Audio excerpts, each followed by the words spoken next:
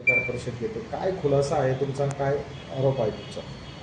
दिनांक 1/10/2025 रोजी स्थानिक गुन्हे शाखा अहिल्यानगर यांच्यामार्फत संगमनेरमध्ये तिथे कारवाई करून 3 आरोपी 2 वेगळ्या वेगळ्या गुन्ह्यात निर्धारित शासकीय नियमापेक्षा जास्त मद्यसाठा सापडल्यामुळं त्या आरोपीवर गुन्हा नोंद झालेली आहे. संबंधित जे आरोपी आहेत त्यांच्याकडे अनुक्रमाने पहिल्या गुन्ह्यात 29 सीलबंद बाटल्या सापडल्या विदेशी मद्याच्या. त्याचं मूल्य आहे 6,380 रुपये. दुसऱ्या गुन्ह्यात आरोपीकडं 24 आणि 10 अशा 2 प्रकारे मद्यसाठा सापडला आहे.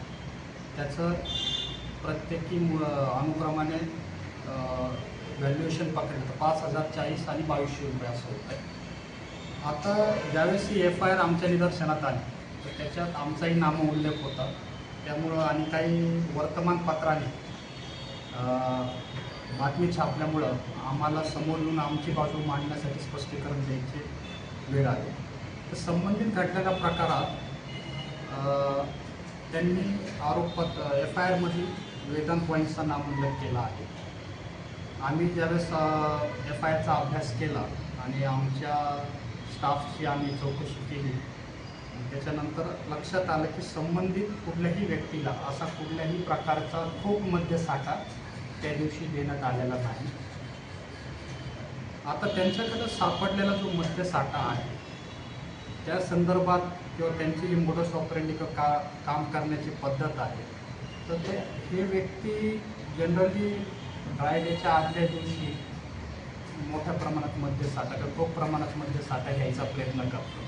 पण वाईन शॉपला मद्यसाठ्याचे नियमाला जी मर्यादा आहे त्याच्यामुळे त्यांना ते शक्य होतं. अशा वेळेस ते 1 ते 2 व्यक्ती जे त्यांच्या संबंधातले असतात त्यांना वेगवेगळ्या व्यक्तीसमोर वाईन शॉपमध्ये पाठवतात आणि तो मद्यसाठा हस्तगत करतात. संबंधित मद्यसाठा हस्तगत केल्यानंतर ते एकत्रित करून त्याची विक्री करतात. ही त्यांची कार्यपद्धत आहे आणि आम्हाला असं वाटतं की ह्या प्रकरणात पण त्यांनी याच प्रकारे कार्यपद्धतीची अवलंबन केली आहे. ठीक आहे ना.